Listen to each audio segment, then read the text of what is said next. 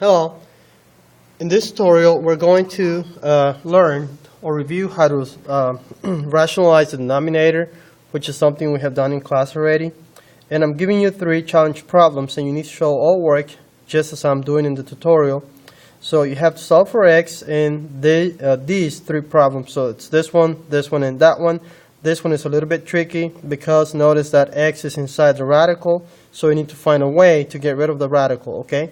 And we have done something not like this in class, but similar, and hopefully you guys will figure it out. So I'm going to give you 3 examples. So this one here, I'm going to start working on it right away. Remember in class I said if we want to get x by itself, it has a radical 3 next to it, so we divide by radical 3 on both sides of the equation. So this gives us x by itself, because radical 3 divided by radical 3, that's 1, and 1 times x is x again.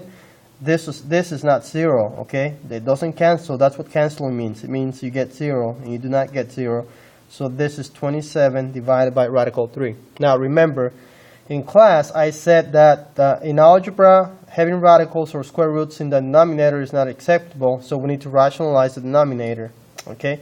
So then we multiply by that same radical that is in the denominator, top and bottom. So this becomes x equals 27 times radical 3. That's 27.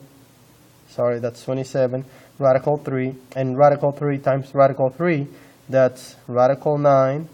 And we know that the square root of 9 is 3 because 9 is a perfect square. So x equals 27 radical 3. Radical 3 divided by 3. Now 3 goes into 27 9 times, so this simplifies to 9 radical 3. And that's our solution for the first problem.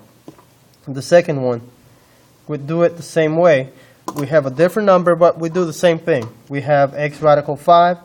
Well, we divide by radical 5 instead of, here we did radical 3, now we do radical 5. So divide by radical 5. And radical 5, so this becomes x equals 38 divided by radical 5. Again, we have radical 5, so we multiply by radical 5, top and bottom, numerator and denominator. So this becomes x equals 38 radical 5, and radical 5 times radical 5. 5 times 5 is 25.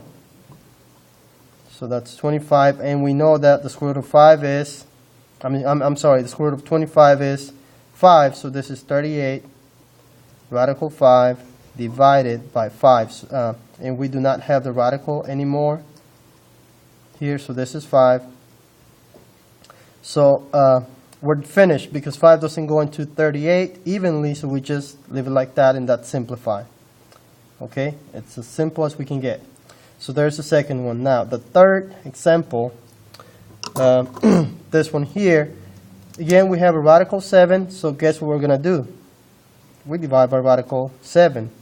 Okay, so divide by radical 7 on both of them, and some magic is going to happen here, something magical.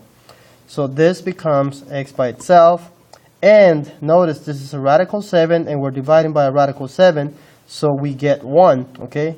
So and 8 times 1 is 8, and we're done. That's all we have to do.